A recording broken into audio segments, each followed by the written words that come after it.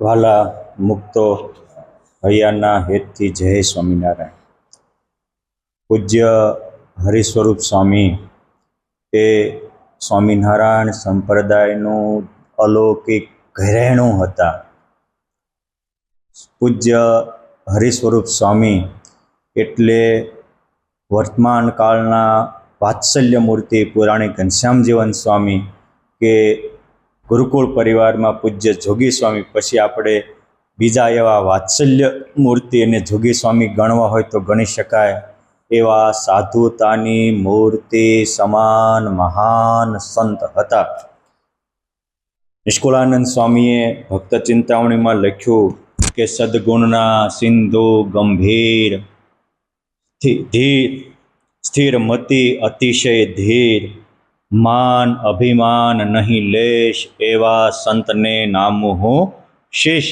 વળી સ્વામી કહે છે કે તેજે તપે યશ સંત પૂરા જ્ઞાનવાન અને શુદ્ધ બોધે સુરા શુદ્ધ શીલ સુખના દાનેશ એવા સંતને નામો હું શીશ.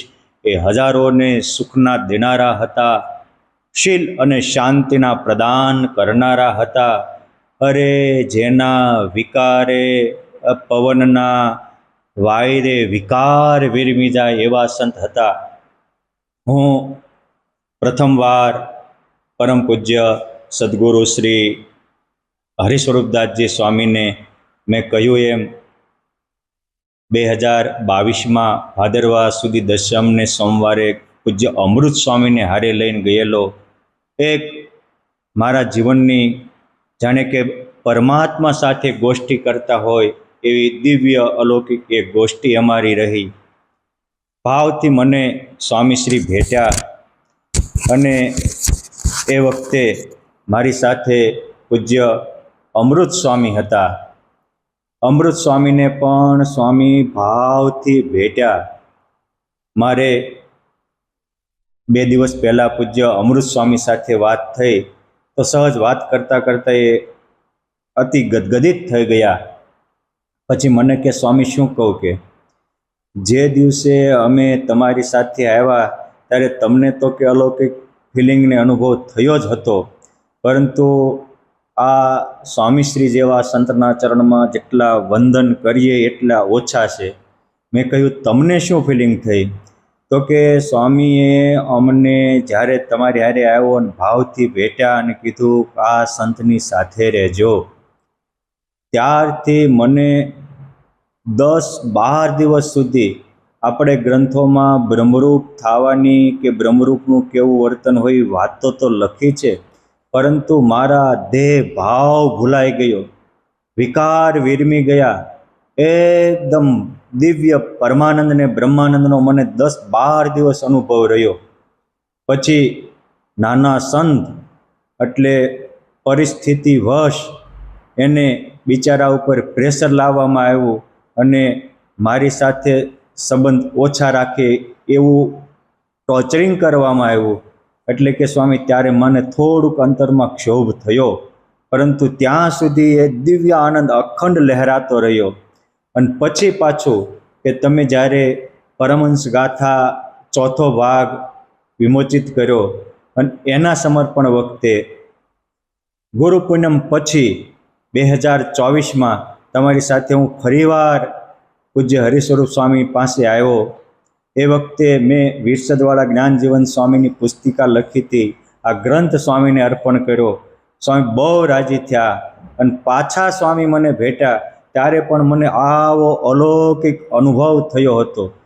વિચાર કરો, જે સંતને ભેટવાથી સામાવાળાના વિકાર વિરમી જાય, અલૌકિક અનુભૂતિ થાય, એ સંત કેવા અલૌકિક હશે, એ સંત કેવા નિર્વિકારી નિર્દોષ અને પરમાત્માને પામેલા હશે, આ મારે તમારે સમજવા જેવું છે.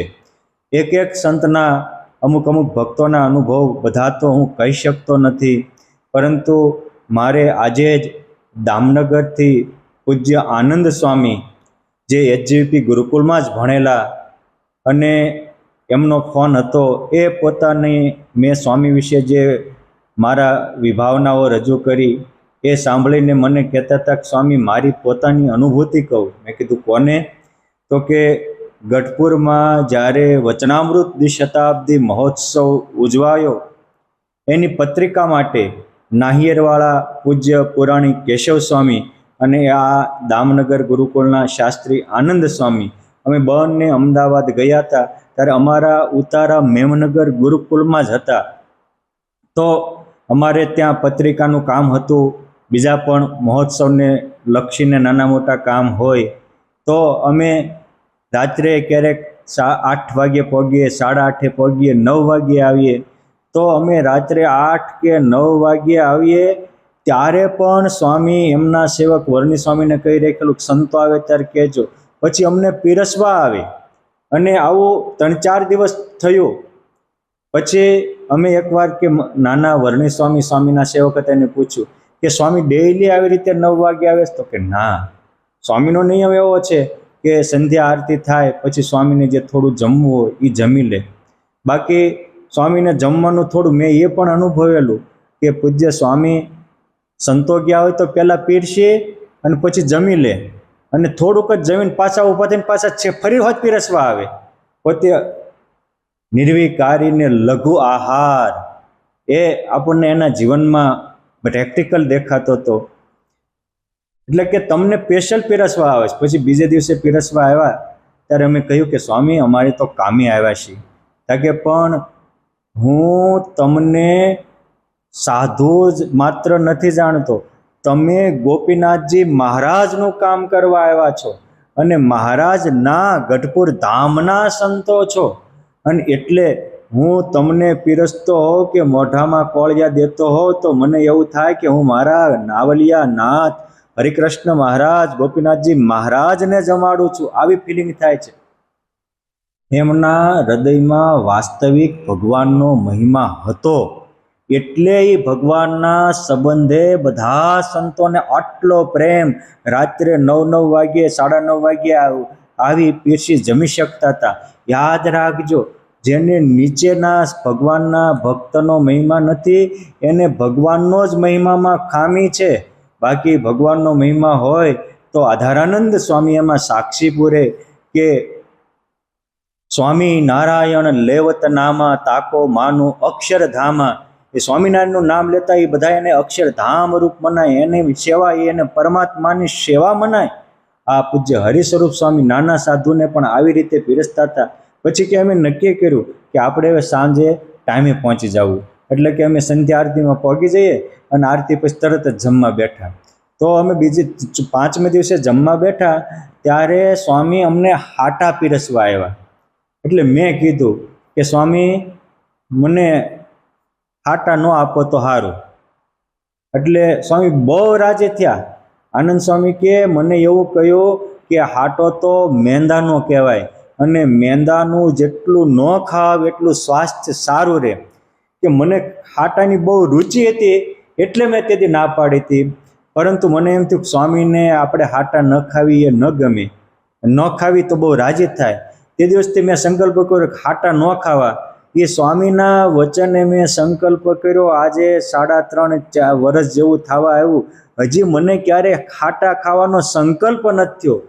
જે સાધુ એમ બોલે કે સાધુરામ ખાટામાં મેંદો હોય ન ખાવ તો સારું, અને આ સંકલ્પ કરે ત્યાં એના વચને સ્વાદ ટળી જાય. એ પોતે કેવા નિર્સ્વાદી સંત હશે.